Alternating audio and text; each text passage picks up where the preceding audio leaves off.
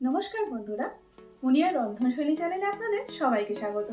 আশা করি আপনারা সবাই খুব ভালো আছেন।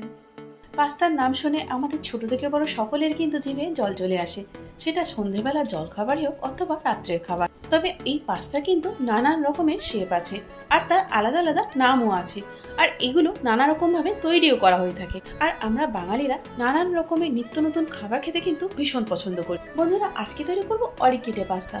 এটার এই নামকরণের কারণ হলো এটা দেখতে কিছুটা কানের মতো। এই অরিকেটে পাস্তা তৈরি করতে আমি চেষ্টা করেছি কেবলমাত্র, বাকি কতটা হলো না হলো সেটা আপনারা কমেন্টস করে আমাকে বলবেন। আর তার সাথে এটাও আশা করবো বন্ধুরা, ভিডিওটা দেখার পর অন্তত একবার হলেও আপনারা এটা ট্রাই করবেন। নামটা একটু খটোমটো হলেও তৈরি করা কিন্তু খুব সহজ।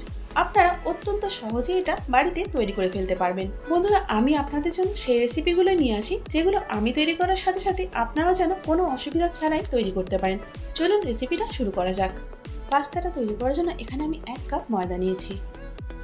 পাস্তাগুলোকে আরো হেলদি এবং প্রোটিন সমৃদ্ধ করার জন্য এর মধ্যে দিয়ে দিচ্ছি 1 কাপ গ্রেট করা পনির।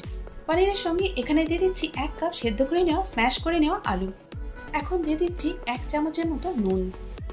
এবার সমস্ত কিছু একসাথে মেখে নিয়ে একটা ডো তৈরি করে নেব। ডোটা তৈরি করার জন্য আমার এখানে একটু জলের প্রয়োজন, তাই একটুখানি আমি জল দিয়ে ডোটা তৈরি করছি। যদি আপনাদের জল না লাগে সেক্ষেত্রে জল দেওয়ার প্রয়োজন নেই।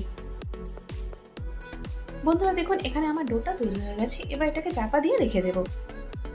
আজকে তৈরি করব স্পিনাচ পেস্তো অরিকেটে, সেই জন্য এখানে আমি পালং শাক নিয়ে নিয়েছি। এগুলোকে খুব ভালো করে আমি ধুয়ে নিয়েছি। এবার এগুলোকে আমি ব্লেন্ডিং জারের মধ্যে দিয়ে দিচ্ছি।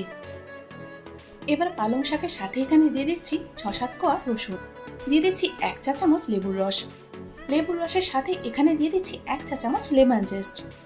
এখানে আমি 5টা আখরোট আর 10টা কাঠবাদামকে একটুখানি ড্রাই রোস্ট করে নিয়েছি। এবার এগুলো ব্লেন্ডিং জারের মধ্যে দিয়ে দেব। এর পরিবর্তে আপনারা যে কোনো নাটসই নিতে পারবেন, তবে নাটসগুলোকে দেওয়ার আগে একটুখানি ড্রাই রোস্ট অবশ্যই করে নেবেন। এখন দিয়ে দিচ্ছি 1 চা চামচ গোলমরিচ গুঁড়ো। এখন এর মধ্যে দিয়ে দিচ্ছি 2টো চিজ কিউব। আপনারা চাইলে এর পরিবর্তে এখানে পার্মেজান চিজ দিয়েও এটা তৈরি করে নিতে পারেন। বন্ধুরা, এখন কিন্তু আমি এগুলোকে ব্লেন্ড করবো না, কেন সেটা একটু পরে আপনারা জানতে পারবেন। চলুন বন্ধুরা, এখন পাস্তাগুলো আমরা তৈরি করে ফেলি। মেখে নেওয়া ডো থেকে কিছুটা অংশ নিয়ে এভাবে আমি লম্বা করে রোল করে নিলাম। এখন এই লম্বা অংশটাকে ছোট ছোট টুকরোতে কেটে নেব। এখন এই টুকরোগুলো যাতে একে অপরের সঙ্গে আটকে না যায় সেজন্য এর মধ্যে একটুখানি ময়দা আমি লাগিয়ে নিচ্ছি। এবার একটা ছোট টুকরো নিয়ে ছুরির একদম উপরের দিকটা দিয়ে নিচের দিকে হালকা করে প্রেস করতে হবে, অর্থাৎ টেনে নিয়ে আসতে হবে। আর তাহলেই তৈরি হয়ে যাবে আমাদের অরিকেটে পাস্তা। বন্ধুরা, খুব ভালো করে লক্ষ্য করে দেখুন আমি কিভাবে করছি। উপর থেকে ছুরির কোনাটা দিয়ে হালকা করে প্রেস করে নিজের দিকে টেনে নিয়ে আসছি। আর দেখুন, তাহলেই তৈরি হয়ে গেল অরিকেটে পাস্তা। আমি আপনাদের বোঝার সুবিধার জন্য আরেকটা করে দেখাচ্ছি। যদি আপনারা একটু মনোযোগ দিয়ে দেখেন তাহলে কিন্তু খুব সহজেই আপনারা এগুলো তৈরি করে ফেলতে পারবেন। তবে যেহেতু এগুলো হাতে তৈরি, সেই জন্য সব পাস্তার মাপগুলো কিন্তু একই রকম হবে না, আর সেজন্য চিন্তা করার কোনোই কারণ নেই। পাস্তাগুলো সেদ্ধ করার জন্য জলটা আমি আগের থেকেই বসিয়ে দিয়েছিলাম, আর দেখুন জলটা কিন্তু খুব ভালো মতো ফুটে গেছে। এবার তৈরি করা পাস্তাগুলো এর মধ্যে দিয়ে দিচ্ছি। এখন হালকা করে আমি এই পাস্তাগুলোকে একটুখানি নেড়ে দিচ্ছি। এবার মিডিয়াম টু হাই হিটে পাস্তাগুলো আমি সেদ্ধ করে নেব। তবে পাস্তাগুলো সেদ্ধ হতে খুব একটা সময় লাগে না, মিনিট 3-4 মধ্যেই পাস্তাগুলো সেদ্ধ হয়ে যায়। বন্ধুরা, আপনারা কি করে বুঝবেন যে পাস্তাগুলো সেদ্ধ হয়ে গেছে? শুরুতেই যখন গরম জলের মধ্যে পাস্তাগুলো দেবেন তখন দেখবেন জলে দেওয়ার সাথে সাথে এগুলো জলের নিচে চলে গেল। আর যখন এগুলো সেদ্ধ হয়ে যাবে তখন দেখবেন সাথে সাথে করে জলের উপরে এগুলো ভেসে উঠবে, আর তখনই বুঝবেন পাস্তাগুলো সেদ্ধ হয়ে গেছে।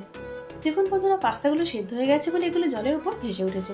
এখন এগুলোকে আমি জল থেকে তুলে নিচ্ছি। বন্ধুরা, পাস্তাগুলো জল থেকে তুলে নেওয়ার পর এই অবশিষ্ট জলটা কিন্তু ফেলবেন না, এটাই কিন্তু আমাদের পরে কাজে লাগবে। বন্ধুরা, পাস্তার জন্য পেস্তো সসটা কিন্তু আমাদের রেডি হয়নি। এবার এই গ্রাইন্ডিং জারটার মধ্যে আমি দিয়ে দিলাম বেশ কিছুটা ধনেপাতা, আর এর সাথে এখানে দিয়ে দিচ্ছি কিছুটা পুদিনা পাতা। এই পেস্তোটা ব্লেন্ড করার জন্য আমাদের কিছুটা জলের প্রয়োজন, তবে সেটা আমরা সাধারণ বা এমনি জল দিয়ে ব্লেন্ড করব না।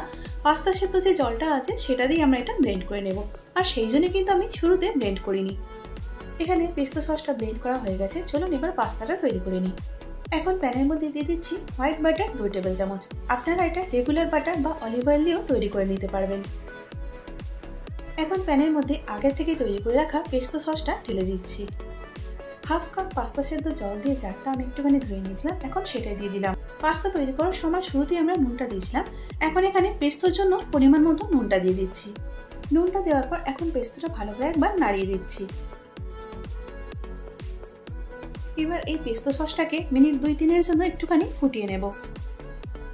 সসটাকে 3 মিনিট ফুটিয়ে নেওয়ার পর আবার একটুখানি উপর নিচে করে নাড়িয়ে দিচ্ছি। আর দেখুন বন্ধুরা, সসের টেক্সচারটা কতটা ক্রিমি। এখানে পেস্তোটা রেডি হয়ে গেছে। এবার আগে থেকে সেদ্ধ করে রাখা পাস্তাগুলো এর মধ্যে ঢেলে দিলাম। নাও টাইম টু মিক্স।